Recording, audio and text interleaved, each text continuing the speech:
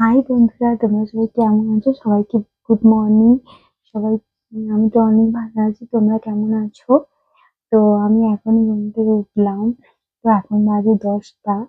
তো আজ আমার শিফটিং, মানে ডিউটি চেঞ্জ। এতদিন ডে ডিউটি ছিল। তো খুব সকালে উঠে তাড়াতাড়ি পুজো করে ঘরের কাজ করে ডিউটি যেতাম।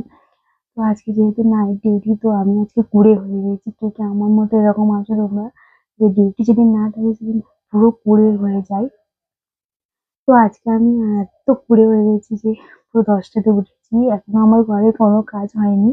তো দেখো এখানে যে মশারিটা এখনো আছে, এখনো খুলিনি।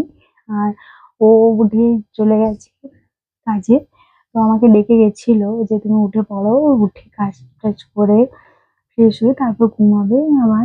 তো আমি ঘুম ভাঙেনি আমার। তো তো আজ থেকে তো নাইট, মানে জেগেই থাকতে হবে।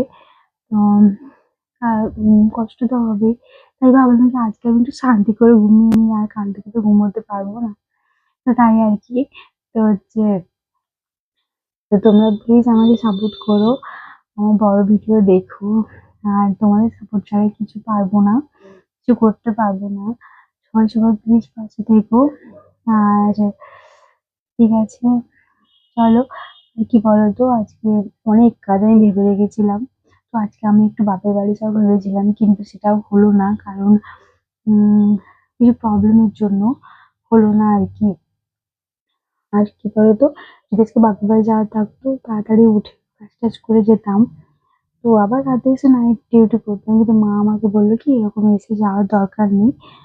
মানে আমি তো আবার চলে এসে ডিউটি করবো। আর এখন ঝড় বৃষ্টি হচ্ছে, বিকেলে তো প্রচুর ঝড় বৃষ্টি হয়। কিন্তু মা আমাকে বলছে না না, এরকম আসার দরকার নেই, কষ্ট করে এলে থাকতে হবে, থাকবি তাহলে আসবি, এরকম মা বলছে। কিন্তু আমার তো ছুটি দেবে না, তাই না? এই জন্য যাওয়া হলো না আর কি। তো আমার একটা দিদি বাড়িতে মহোৎসব ছিল, সে ডেকেছিল এই দুপুরে, কিন্তু সেটাতেও যাব না। কারণ ও যাবে না বলছে, কারণ ওর জন্য তো রান্না করতেই হবে। তাহলে আমি আর কখন যাব বলো?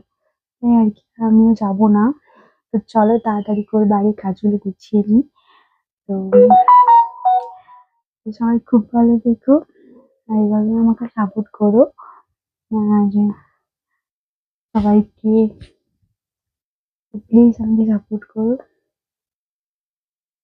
চলো টাটা।